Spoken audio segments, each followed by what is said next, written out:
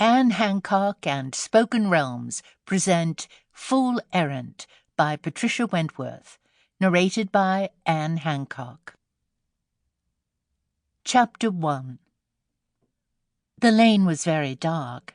It was difficult to see where the tall hedgerow ended and the heavily clouded sky began.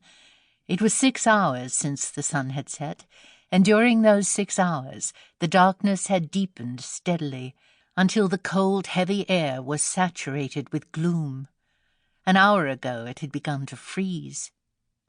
Hugo Ross stood for a moment by the Mead House entrance gates. The white posts just showed. The dark gate was invisible. Hugo leaned on it, staring into the impenetrable blackness of the drive. The trees on either side were moving a little, though he could feel no wind. The stripped branches and bare twigs that overarched the drive were moving. They made small, restless sounds, hardly to be heard, sounds that would not have been heard at all if there had been anything else to hear. Hugo turned from the gate and walked a little farther along the lane. The hedge on his left skirted the grounds of Mead House, and suddenly, out of the darkness, there sprang to view one lighted window, just one, high up in the black wall of the house. The window looked at Hugo with a square bright eye, and then down came a blind, like the dropping of a lid. He walked another 100 yards, and then turned back again. It was rather odd to think that perhaps he was going to live in the house that had looked at him for a moment, with that yellow, staring eye.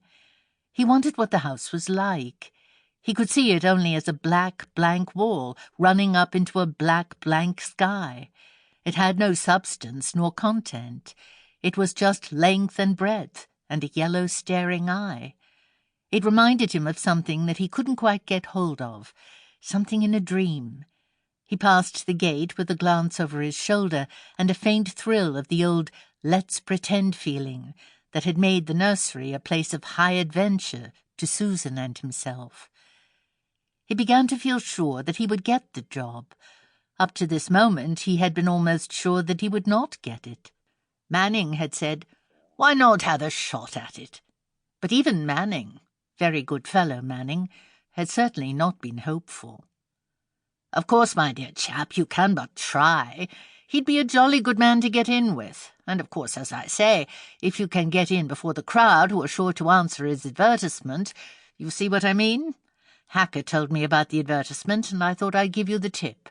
It comes out first thing in the morning, and if you're on the spot before anyone else, it might give you a bit of a pull, though, of course."